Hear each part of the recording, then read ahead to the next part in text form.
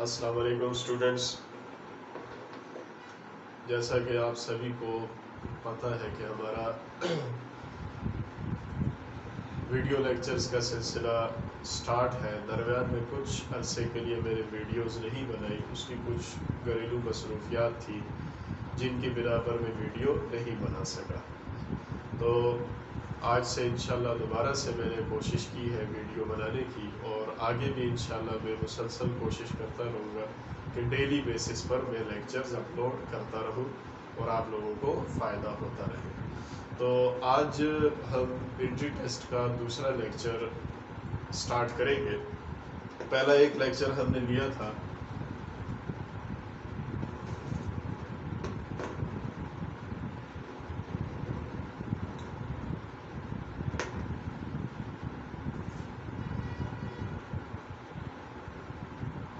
Class entry test. एक lecture हमने पहले इसका लिया था स्टूडेंट्स, और एक लेक्चर आज हम इसका लेंगे एंट्री टेस्ट का।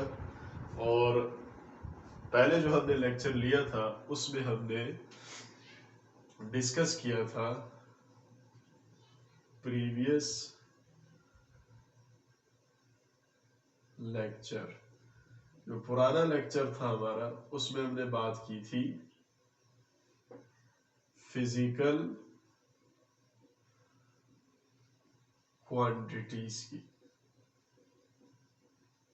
उसमें हमने बेस क्वांटिटीज को और डिराइव्ड क्वांटिटीज को डिस्कस किया था, और इनके यूनिट्स को भी डिस्कस किया था कि बेस यूनिट्स क्या होते हैं, डिराइव्ड यूनिट्स क्या होते हैं। अब हम बात करते हैं आज के लेक्चर की।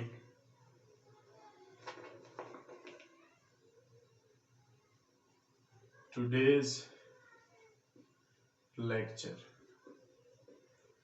आज के लेक्चर में स्टूडेंट्स हम बात करेंगे सबसे पहले एसआई यूनिट्स की। ये एक इम्पोर्टेंट टर्म है जो स्टूडेंट्स अक्सर इसमें कंफ्यूज होते हैं, और ये फिजिक्स में बहुत ज्यादा यूज होने वाली चीज है।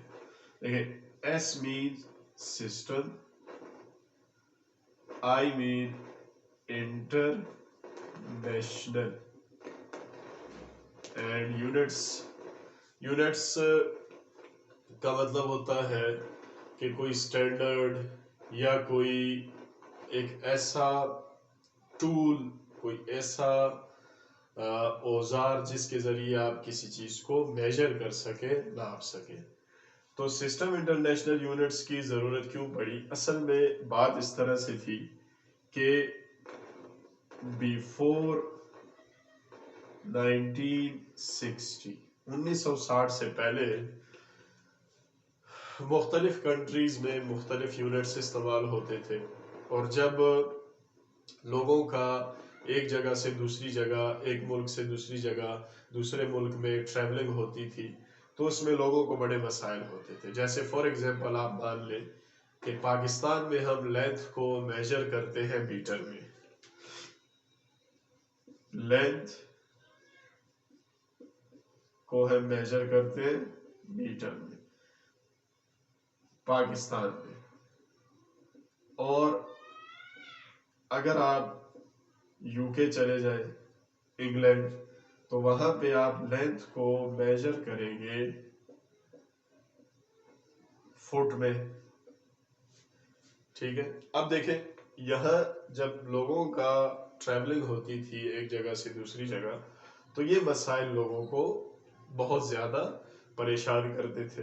अब इन मसाइल को हल करने के लिए सिस्टम इंटरनेशनल यूनिट बनाया गया। इसके लिए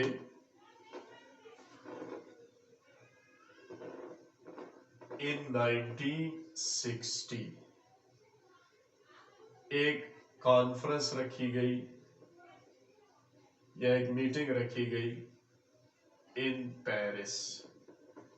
पेरिस फ्रांस में है।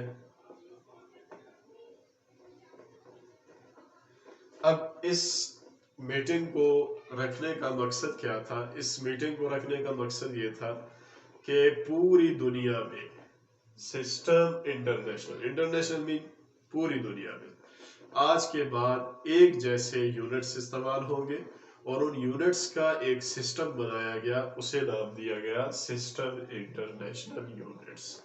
अब जो सिस्टम इंटरनेशनल यूनिट्स हैं, सिस्टम इंटरनेशनल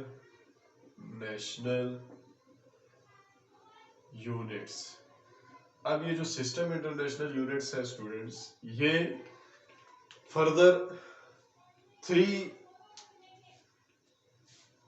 पार्ट्स में डिवाइड किए गए। एक है बेस यूनिट जो आप स्टडी कर चुके हैं, जो इस्तेमाल होते हैं बेस क्वांटिटीज को मेजर करने के लिए, टू मेजर बेस क्वांटिटीज, यानी ये बेस क्वांटिटीज को मेजर करेंगे। Derived units to measure derived quantities. अब आ जाती है बात नंबर 3 की, और जो नंबर 3 है स्टूडेंट्स वो है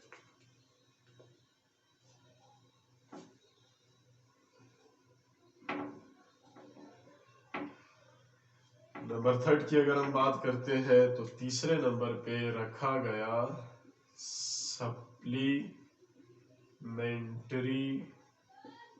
यूनिट्स। अब देखिए सप्लीमेंट्री यूनिट्स, अगर उर्दू में आप सप्लीमेंट्री का मीनिंग चेक करें तो इसका मतलब होता है इजाफी। सप्लीमेंट्री मीन इजाफी, यानी ये ऐसे यूनिट्स हैं जो ना तो बेस है ना डिराइव्ड है। ऐसे यूनिट्स को हम क्या कहेंगे? सप्लीमेंट्री यूनिट्स, यानी कि those units which are neither base nor derived, यानी ना तो ये बेस है ना डिराइव्ड है, तो ऐसे यूनिट्स को हम कहते हैं सप्लीमेंट्री यूनिट्स, यानी कि ना वो बेस में शामिल है ना डिराइव्ड में शामिल है। अब ये है कितने सप्लीमेंट्री यूनिट्स है कितने? There are 2 supplementary units. हमारे पास 2 सप्लीमेंट्री यूनिट्स हैं, एक है रेडियन और एक है स्टेरेडियन। अब ये 2 तरह के हमारे पास यूनिट्स हैं जिन्हें हम कहते हैं सप्लीमेंट्री यूनिट्स, एक रेडियन और एक स्टेरेडियन। अब ये दोनों है क्या, इन दोनों में फर्क क्या है, हम तफसील से बात करेंगे आज इसी लेक्चर में इसके ऊपर। तो देखें स्टूडेंट्स, 1 बाय 1 में दोनों को एक्सप्लेन कर देता हूं।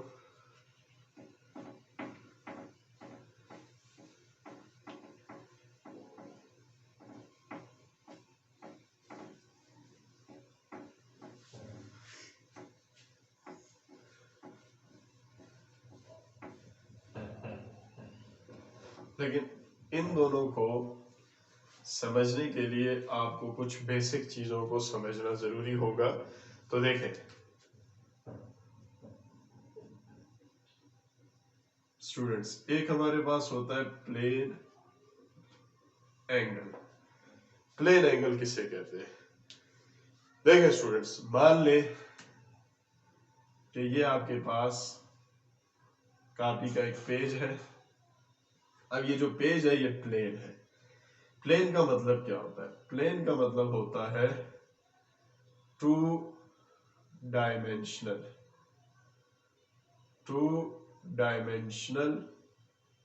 सरफेस, यानी जो 2 डायमेंशनल सरफेस होगा।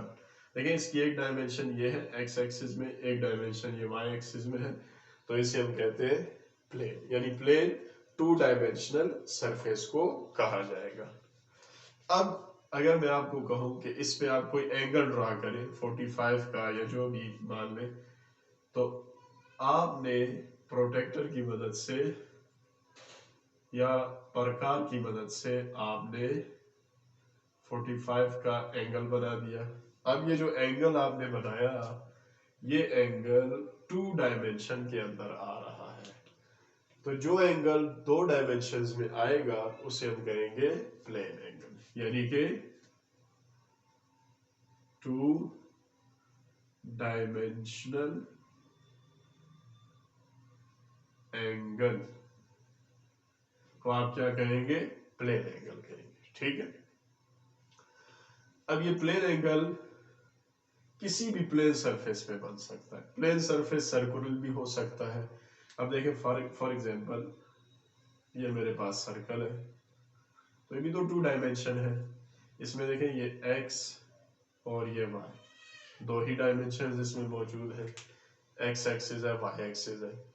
बना लेते हैं, ये देखें ये x और y। अब ये सर्कल है, 2 डायमेंशंस पे है, x और y पे है, z इसमें नहीं है। अब बात अगर हम करें रेडियन की, तो रेडियन है क्या? रेडियन असल में मैंने आपको बताया था कि ये सप्लीमेंट्री यूनिट है, यानी एक यूनिट है, एक स्केल है। तो ये किसका स्केल है, यानी ये किसको मेजर करेगा? तो याद रखें स्टूडेंट, रेडियन जो है प्लेन एंगल का यूनिट है। यानी जब आप प्लेन एंगल को मेजर करेंगे, 2 डायमेंशनल एंगल को, तो उसको मेजर करने में आप जो स्केल यूज करेंगे उसे आप कहेंगे रेडियन। तो रेडियन क्या है? द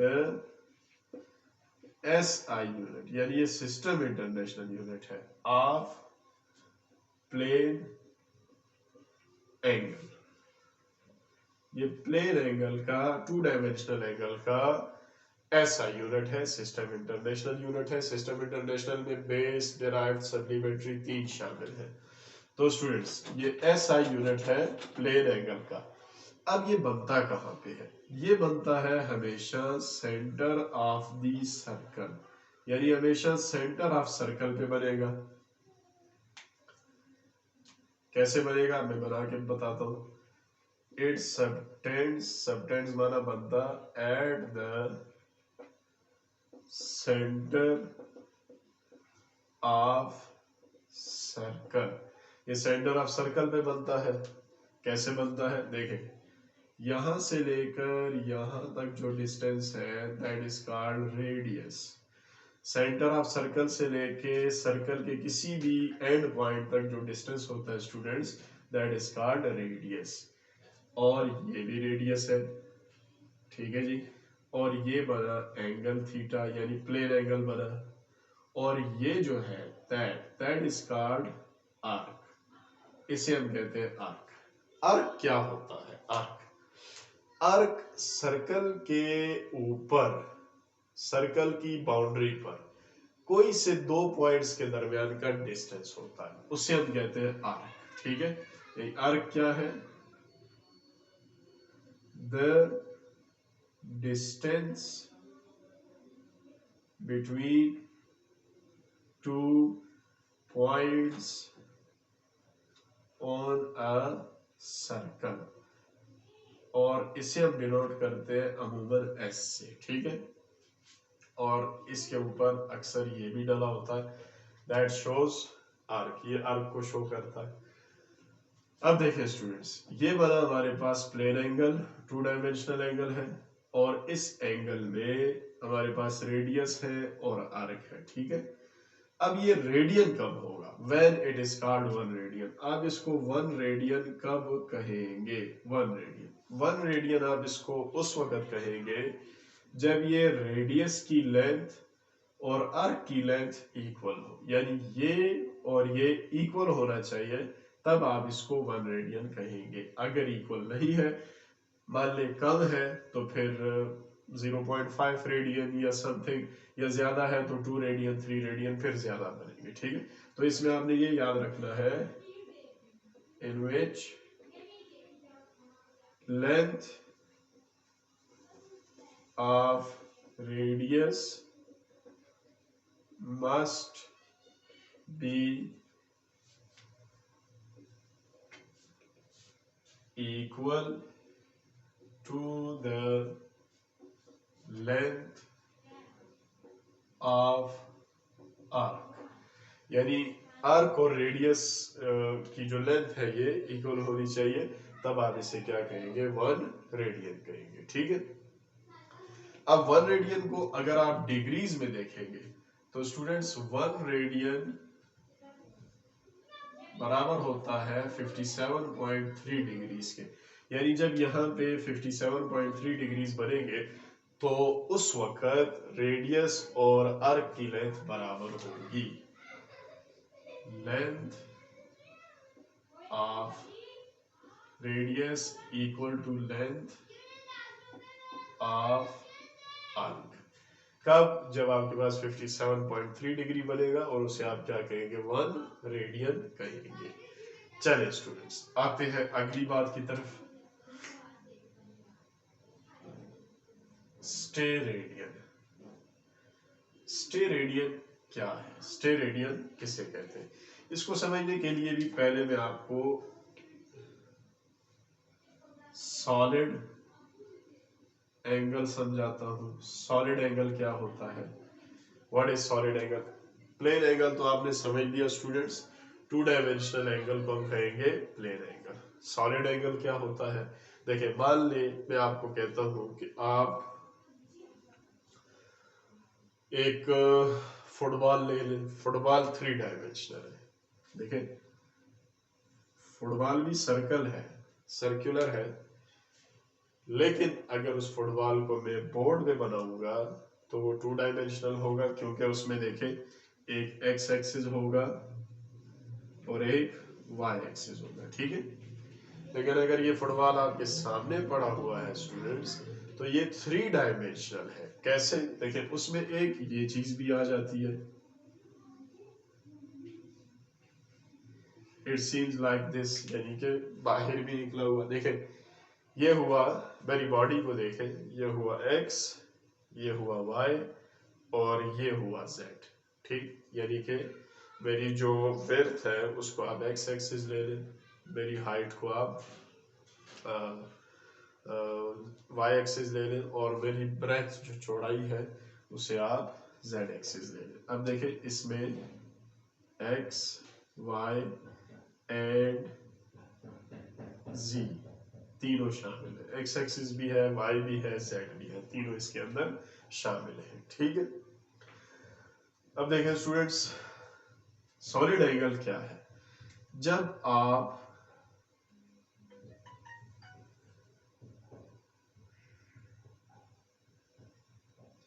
थ्री डायमेंशनल सरफेस के ऊपर कोई एंगल बनाएंगे तो उस एंगल को आप कहेंगे सॉलिड एंगल, यानी कि वो 3 डायमेंशंस में बनेगा। इसकी एक और मैं एग्जांपल बताता हूँ। आप वाटरमेलन ले लें हिंदवाना, और उसको आप काटे 3 पीसेस में। कैसे काटे? ये देखें, 1 2 3। ठीक, 3 पीसेस में आपने काट दिया तो एक पीस उसका बाहर निकलेगा। अब वो तीनों एक्सिस में होगा, एक्स में भी, वाई में भी, जेड में भी। तो ये जो एंगल बना के निकलेगा, इस एंगल को आप कहेंगे सॉलिड एंगल, यानी ये 3 डायमेंशनल एंगल होगा। तो सॉलिड एंगल क्या है स्टूडेंट्स? 3 डायमेंशनल एंगल को आप कहेंगे सॉलिड एंगल। ठीक है। अब हम बात कर रहे हैं स्टेरेडियन की। स्टेरेडियन क्या है? देखें स्टूडेंट्स, स्टेरेडियन यूनिट है, सप्लीमेंट्री यूनिट है। अगर ये यूनिट है तो इसका मतलब ये किसी क्वांटिटी को मेजर करने के लिए यूज होगा।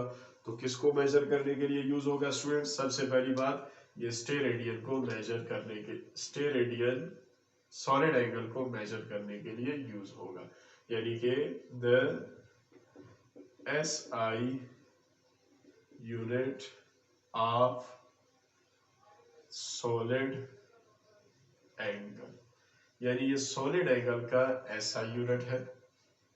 बनेगा कहां पे? It subtends at the centre of sphere. ठीक है जी। सफेयर का मतलब होता है 3D, यानी 3 dimensional surface. Sphere 3 dimensional surface, जैसे हमारी earth, moon, 3 dimensional surface. Centre of sphere पे बनेगा। चले मान ले इसी को देख ले, ये फॉर एग्जांपल हमारे पास सफेयर है और ये सेंटर ऑफ सफेयर है, ठीक है। तो यहाँ पे ये एंगल बनेगा, ये होगा रेडियस, ये भी रेडियस, और ये इसका अपर एरिया होगा, ठीक है, ऊपर का एरिया।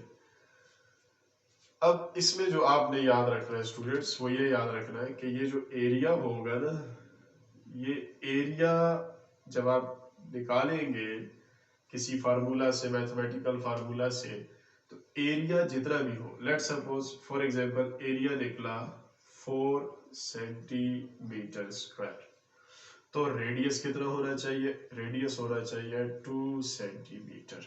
क्यों? क्योंकि जब आप रेडियस 2 सेंटीमीटर लेंगे तो अगर आप इसका स्क्वायर लें तो ये बन जाएगा 2 का स्क्वायर 4 और सेंटीमीटर स्क्वायर। तो एरिया और रेडियस स्क्वायर आपस में इक्वल हो जाएंगे, यानी कि जब स्टेरेडियन बनाना है तो एरिया और रेडियस का स्क्वायर इक्वल होने चाहिए, तभी स्टेरेडियन बनेगा, अदरवाइज नहीं बनेगा। यानी आपने इसमें यह शर्त याद रखनी है, in which area of sphere must be equal to the square of radius, यानी area of sphere square of radius के बराबर होना चाहिए, तब ये होगा स्टेरेडियन, ठीक है। अब ये दो यूनिट्स आपने समझ लिए, एक हमारे पास आ गया रेडियन, एक हमारे पास आ गया स्टेरेडियन। ये दोनों सप्लीमेंट्री यूनिट्स हैं, ना ये बेस में आते हैं ना डिराइव्ड में आते हैं, और ये दोनों यूज होते हैं। रेडियन यूज होता है प्लेन एंगल को मेजर करने के लिए, 2 डायमेंशनल एंगल को मेजर करने के लिए, और स्टेरेडियन यूज होता है सॉलिड एंगल को मेजर करने के लिए, 3 डायमेंशनल एंगल को मेजर करने के लिए। अब हम बात करते हैं स्टूडेंट्स, इससे अगला जो एक बेसिक लेक्चर है, एक बेसिक टॉपिक है, जिसमें अक्सर स्टूडेंट्स हमारे कंफ्यूज रहते हैं।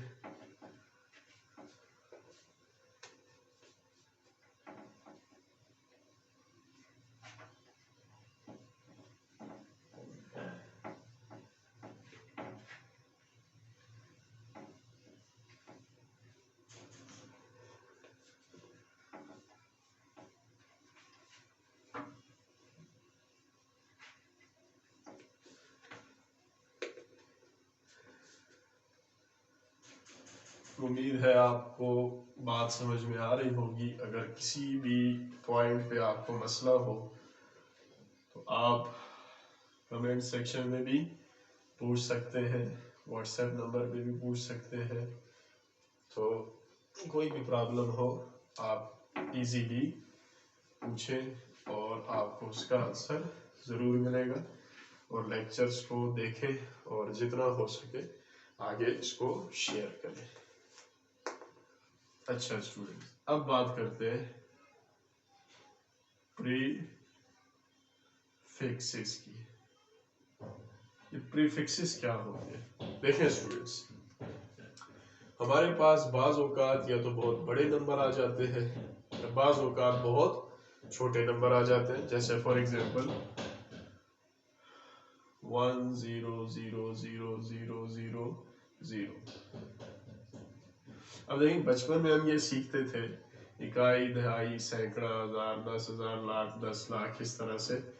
अब इसको देखें रीड करने में परेशानी है, तो अगर हम ऐसे करें, इसके जीरोस देख लें 2 2 4 6, और इनको हम इस तरह लिख दें 10 पावर 6, तो इसको रीड करना आसान हो जाएगा, यानी एक बड़ा नंबर बड़ी आसानी से रीड हो पाएगा। अब ये जो 10 पावर 6 है, इसको हमने कोई नाम दे दिया जैसे कि मेगा, और फिर हमने उसके लिए कोई सिंबल इस्तेमाल कर दिया n। अब देखें हमने क्या किया, हमने पावर ऑफ 10 के लिए एक वर्ड यूज किया या एक लेटर यूज किया। तो जब भी आप पावर ऑफ 10 के लिए कोई वर्ड यूज करेंगे या कोई सिंबल यूज करेंगे, कोई लेटर यूज करेंगे, तो उसे आप क्या कहेंगे, प्रीफिक्स कहेंगे। तो प्रीफिक्स क्या है, words, letters, symbols used for power of 10 are called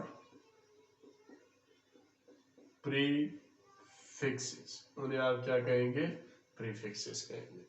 अब प्रीफिक्सेस हमारे पास दो तरह के होते हैं, एक वो होते हैं जिनमें 10 की पावर प्लस होती है और वो बड़े नंबर होते हैं, ठीक है, जैसे ये, और एक वो होते हैं जिनमें 10 की पावर माइनस में होती है और वो छोटे नंबर होते हैं, जैसे ये देखें।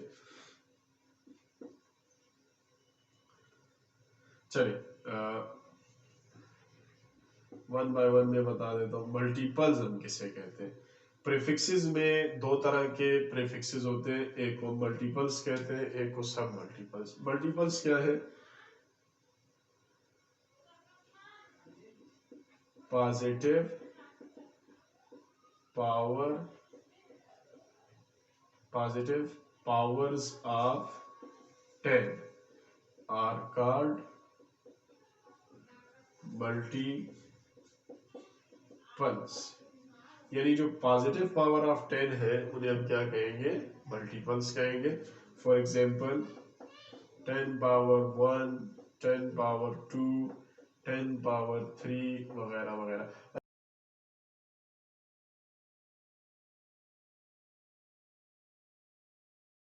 कहेंगे, मल्टीपल्स कहेंगे, ठीक। अब आते हैं सब मल्टीपल्स पे। देखें हमारे पास कुछ तो बहुत बड़े नंबर होते हैं, कुछ बहुत छोटे नंबर होते हैं। अब देखें जैसे 0.1, 0.1 का मतलब होता है 1/10, यानी एक का 10th पार्ट, एक का 10वां हिस्सा। 10 पावर प्लस 1 है, अगर आप ऊपर शिफ्ट कर देंगे तो -1 हो जाएगा, अब ये नंबर छोटा हुआ। इसी तरह 0.01, इसका मतलब होता है 1/10 प्लस 2। 10 प्लस 2 का मतलब है स्टूडेंट्स 1/100, यानी एक का 100th पार्ट, एक का 100वां हिस्सा। यानी एक के 100 हिस्से करें तो जो लास्ट 100वां हिस्सा होगा, यानी एक हिस्सा जो होगा, दैट इज कॉल्ड 10 पावर -2। अब ये छोटे हैं, अब इनमें 10 की पावर्स देखें किसमें, माइनस में है। तो नेगेटिव पावर्स ऑफ 10 जो होंगे उन्हें आप क्या कहेंगे, सब मल्टीपल्स। यानी प्रीफिक्सेस में दो डिविजन्स हैं, एक मल्टीपल्स हैं जो 10 की पावर पॉजिटिव में है, और एक सब मल्टीपल्स हैं जो 10 की पावर नेगेटिव में है। अब यहाँ पे देखें एक टेबल मैंने ड्रा किया प्रीफिक्सेस के लिए। ये टेबल आपने याद करना है, और इसलिए याद करना है कि ये आपको फिजिक्स, केमिस्ट्री, बायोलॉजी सब में हेल्प करेगा। अब देखें मैंने यहाँ पे सबसे पहले पावर ऑफ 10 लिए, 10 पावर प्लस 1, या खाली 1 लिख दें, प्लस ना भी लिखे मसला नहीं है। इसका मतलब है 10, और 10 को हम कहेंगे डे का सैम्पल लिए। इसी तरह 10 पावर 2 या प्लस 2, इसका मतलब होता है 100, इसे हम कहते हैं हेक्टो, सैम्पल यूज करेंगे h। 10 पावर प्लस 3 या 10 पावर 3 और 3 जीरो, लेकिन जितनी पावर होगी उतने जीरो, इसका मतलब 1000। 1000 को हम कहते हैं किलो, और किलो का सिंबल के। इसी तरह 10 पावर 6। अच्छा अब देखें यहाँ पे 3 के बाद मैंने 4 नहीं लिया, 5 नहीं लिया, डायरेक्ट 6 पे आ गया। उसकी वजह ये होती है स्टूडेंट्स, देखें अगर हम ये सारे लें तो उनको याद करना मुश्किल हो जाएगा, तो इसलिए हमने क्या किया, 3 के बाद 3 3 का डिफरेंस दिया। 10 power 6 mega, sample n। 10 power 9 giga, sample g। 10 power 12 टेरा, सैम्बल t। इसी तरह 10 पावर 15, 18, 21 आगे चलता रहता है। लेकिन अगर आप ये भी याद कर लें तो बहुत है, काफ़ी है। इसी तरह देखें ये तो हुए आपके पास मल्टीपल्स जो बड़े नंबर्स हैं, और ये आ गए सब मल्टीपल जो छोटे नंबर है। देखें 10⁻⁻1 का मतलब 0.1। अब इसमें देखें एक के बाद एक जीरो डेका, एक से पहले एक जीरो डेसी, एक के बाद दो जीरो हेक्टो, एक से पहले दो जीरो सेंटी। तो 10⁻⁻1 डेसी डी इस्तेमाल होगा। 10⁻⁻2 सेंटी, ये तो आप बहुत ज्यादा यूज भी कर सी 0.01। 10⁻⁻3 0.001 मिली एम। 10⁻�6 micro mu. 10 बार, ये भी बहुत ज्यादा यूज होता है माइक्रो, आपने देखा होगा। 10⁻⁹ नैनो एन। 10⁻12 pico P. ये आपके पास आ गए सब मल्टीपल्स। अच्छा, अब सवाल ये पैदा होता है स्टूडेंट्स कि अगर आपको ये कहा जाए, फॉर एग्जांपल कोई ऐसा आपको 10 पावर दे दिया जाए जो कि प्रीफिक्सेस में शामिल नहीं है, और आपको कहा जाए इसका प्रीफिक्स आप बनाए, तो आप तो कंफ्यूज हो जाएंगे। फॉर एग्जांपल अब देखें,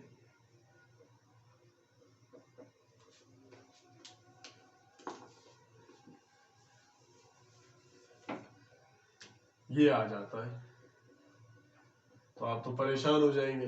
तो अब देखें, 4 तो यहाँ है नहीं, लेकिन 1 है, 2 है, 3 है, तो आप इसमें से कोई एडजस्ट कर लेना। जैसे फॉर एग्जांपल देखें 10⁻3 10⁻1, तो 1 और 3 कितने हो जाएंगे? 4। अब देखें, इसमें से किसी एक का प्रीफिक्स लेना है और किसी एक को ऐसे ही यूज करना है, दोनों को इकट्ठे प्रीफिक्स में नहीं लाना। एक जगह दो प्रीफिक्स यूज नहीं किए जाते। जैसे फॉर एग्जांपल 10⁻3 की जगह पे मैं ले लेता हूँ किलो, और 10⁻1 को ऐसे ही रहने देते हैं, यानी 10⁻1 ऐसे ही किलो, और आप इसको कहेंगे 10 किलो, यानी 10 किलो का मतलब 10⁻4। ठीक है। अच्छा, दूसरा मेथड ये भी हो सकता है,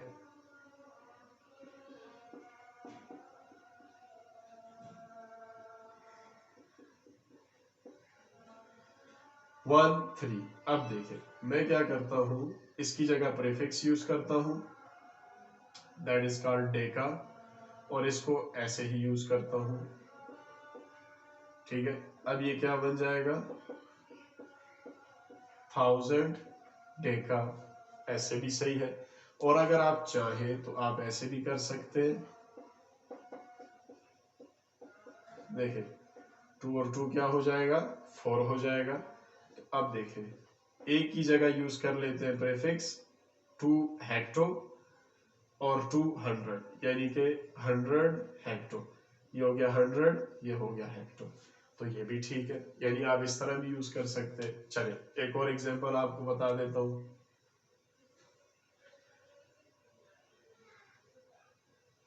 10⁻⁻5। अब इसका क्या करें जी? देखिए -6 हमारे पास है, -3 है, -2 है, -1 है, इन पे जाए। ठीक, -6 पे भी जा सकते हैं। अब अगर आपने छोटों पे जाना है तो आसान है। जैसे देखें -3 -2, ये तो आसान है, इजीली बना। अब इसमें आप एक प्रीफिक्स ले लें, एक ऐसे ही ले लें। जैसे फॉर एग्जांपल चले -3 को प्रीफिक्स ले लेते हैं, इसको ऐसे ही ले लेते हैं, तो ये हुआ मिली -3, और ये हुआ 0.01, और जब आप एडजस्ट करके लिखेंगे तो ये हो जाएगा 0.01 मिली। ठीक है जी। अच्छा, अगर मैं इसको 6 में ले जाना चाहता हूँ, तो मैं इसको 6 में भी ले जा सकता हूँ। वो कैसे? -5 है, अब इसको मैं बनाता हूँ -6 -1। लेकिन देखें -6 और -1, सॉरी -6, अगर मैंने इसको बनाना है तो मैं क्या करूंगा? देखें, ये काम मैं करूंगा, -1 से मल्टीप्लाई भी कर दिया, डिवाइड भी। जब ये कैंसिल होंगे तो इसमें कोई फर्क नहीं पड़ेगा। अब देखें -1 -5 कितना हो जाएगा? -6 हो जाएगा, और ये जो माइनस है इसको ऊपर भेजे तो ये प्लस हो जाएगा। अब ये बन गया आपका माइक्रो, और ये आपका सिंपल लिखा जाएगा 10। और आप इसको जब एडजस्ट करेंगे तो 10 माइक्रो, यानी 10 पावर -5 को आप 10 माइक्रो भी कह सकते हैं। तो याद रखें स्टूडेंट, जब भी आपने छोटे से बड़े में जाना है तो मल्टीप्लाई और डिवाइड करें, और जब आपने बड़े से छोटे में आना है दैट इज़ वेरी सिंपल, उसमें आप क्या करते हैं, उसके हिस्से बना दें। तो इसकी आप खुद भी प्रैक्टिस करें, मज़ीद भी जितने प्रीफिक्सेस हैं उनको बार बार प्रैक्टिस करें, खुद आप बनाएं, 7 को बनाएं, 8 को बनाएं, यहाँ पे भी -7 -8 बना के उनकी कोशिश करें। और अगर कोई मसला हो तो पूछें मुझसे, और आप कमेंट सेक्शन में भी पूछ सकते हैं, मेरे व्हाट्सएप नंबर पे भी पूछ सकते हैं। तो मेहनत करें, जितना हो सके अपने वक्त को बचाएं। तो इंशाल्लाह मैं कोशिश करूँगा कि डेली बेसिस पे आपको लेक्चर डिलीवर करता रहूँ ताकि आपके लिए आसानी हो, और आप भी कोशिश करें कि इसको ज़्यादा से ज़्यादा देखें, इसको सब्सक्राइब करें, शेयर करें, लाइक करें। तो इंशाल्लाह आपके लाइक से ये होगा कि हमारा हौसला बुलंद होगा और हम मज़ीद वीडियोज़ आप तक पहुँचाते रहेंगे। तो इंशाल्लाह ज़िंदगी रही दोबारा मुलाकात होगी, तब तक के लिए अल्लाह हाफिज़।